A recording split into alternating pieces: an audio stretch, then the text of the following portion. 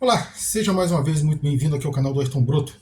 Pessoal, hoje falaremos mais especificamente a reunião ocorrida na semana passada em Joanesburgo, na África do Sul. Mas enquanto você assiste aí a nossa vinheta, se inscreva no nosso canal, deixe seu like, compartilhe nosso vídeo e no final comente, porque é importante para nós. Procuramos sempre responder a todos os comentários. Isso aí, pessoal, vamos à vinheta.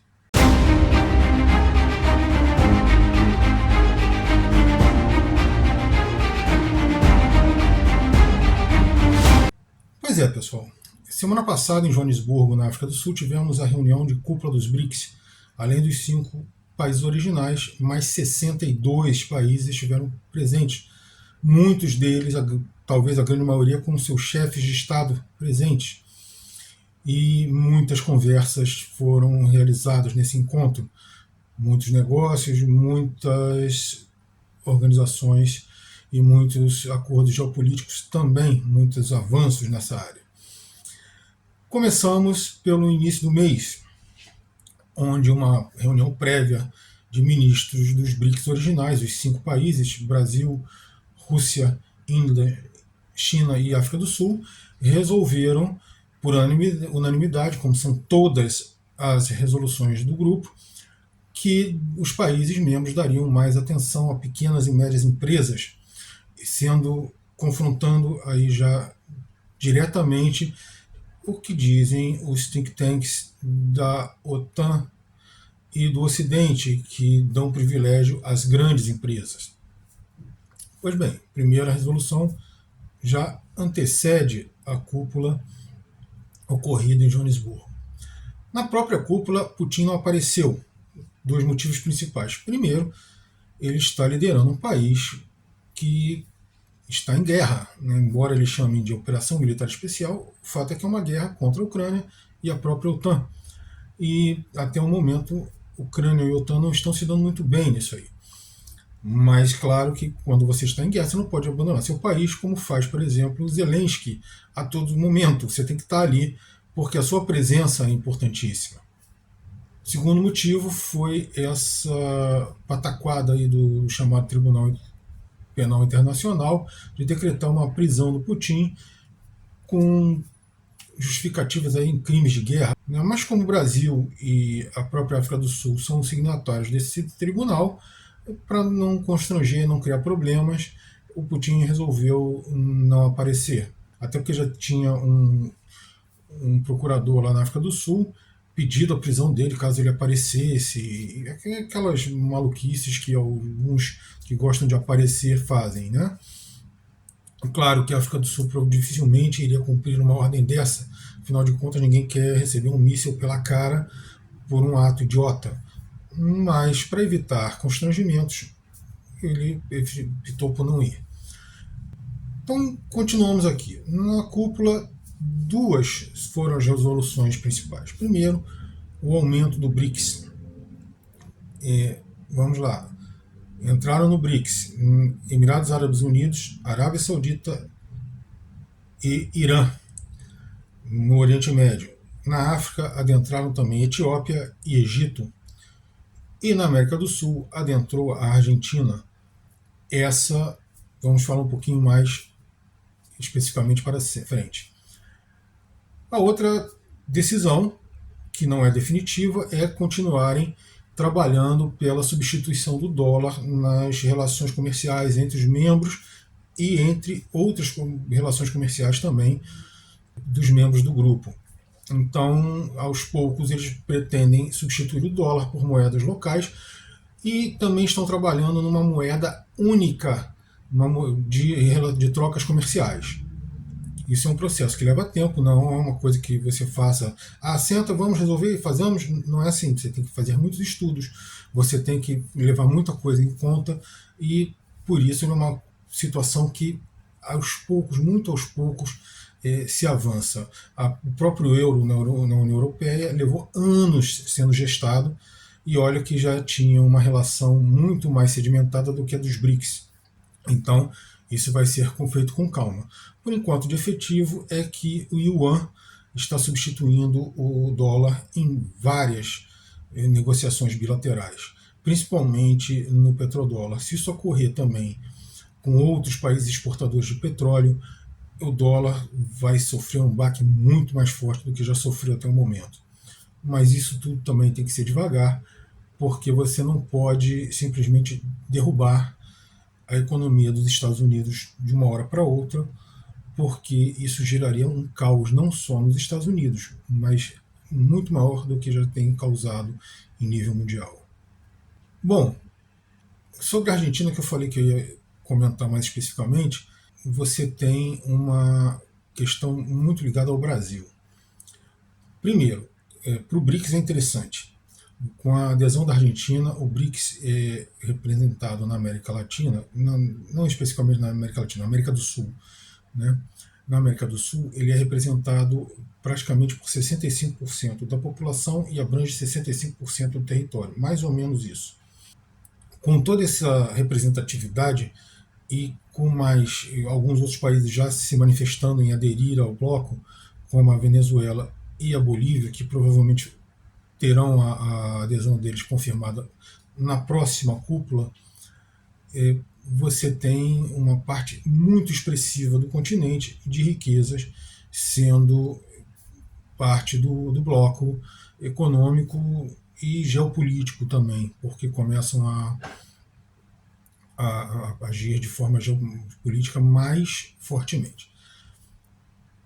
Para o Brasil é importantíssimo, é uma vitória do Lula e é uma maneira de você tentar frear aquela maluco que tem na Argentina que ganhou as prévias.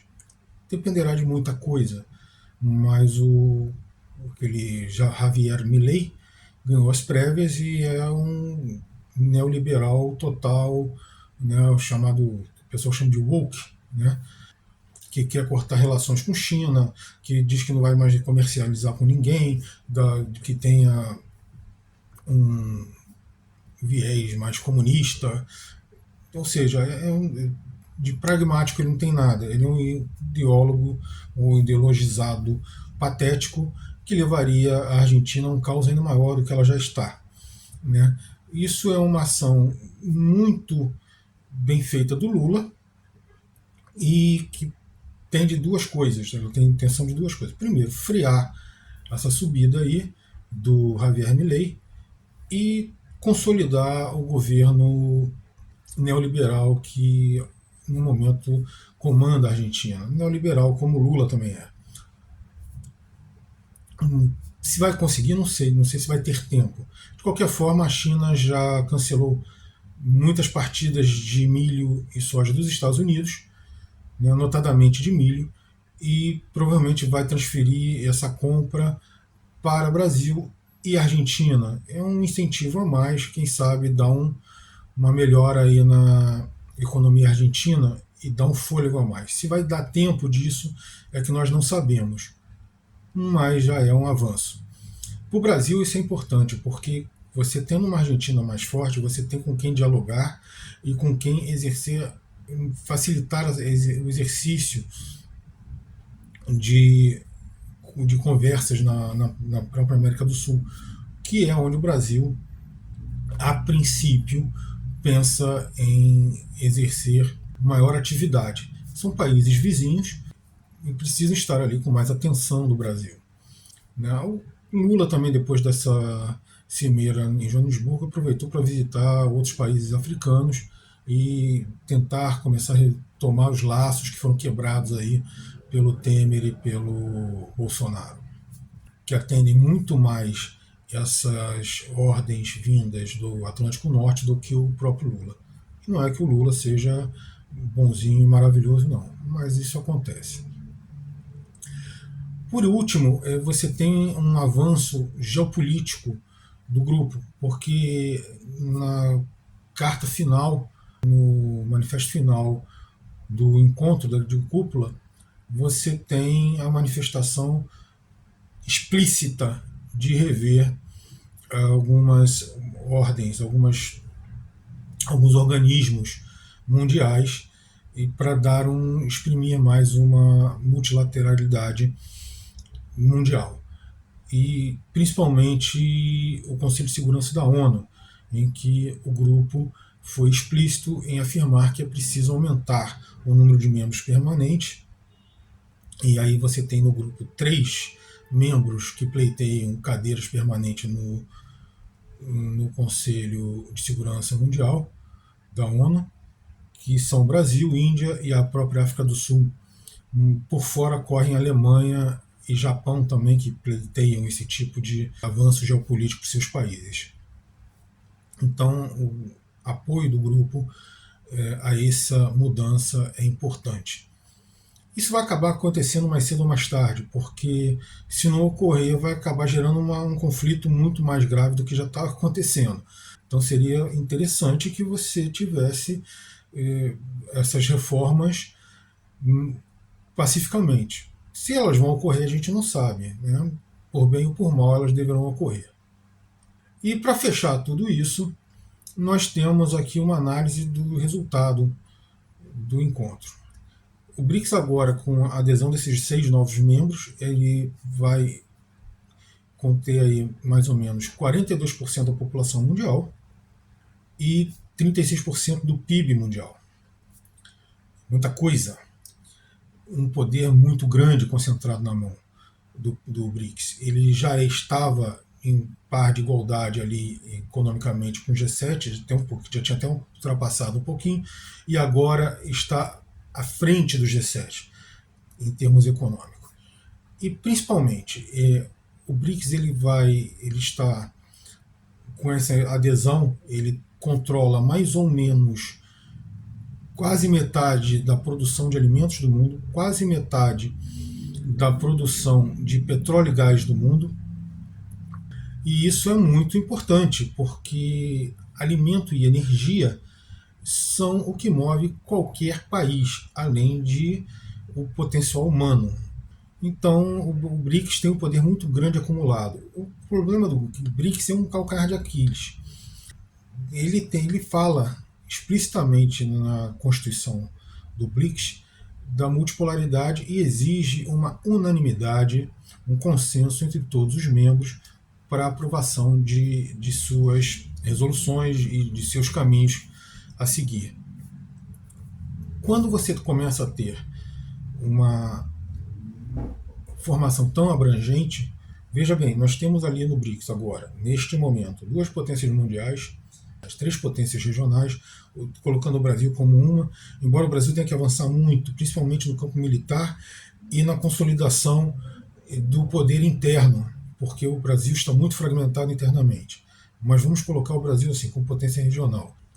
Então teríamos China e Rússia como potências mundiais, Brasil, Irã e Índia como potências regionais, e você tem vários países que estão caminhando a passos largos e que pretendem, têm a aspiração de se tornarem potências regionais e talvez até mundiais em futuro relativamente próximo, como por exemplo a própria Argentina e a África do Sul. O BRICS tem potencial para catapultar essas aspirações. A questão desses países todos são internas. O próprio Brasil, como ele tem problemas internos sérios a resolver.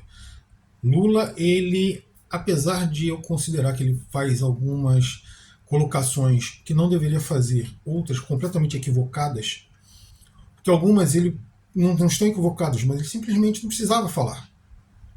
Você não precisa falar tudo que vem à sua cabeça.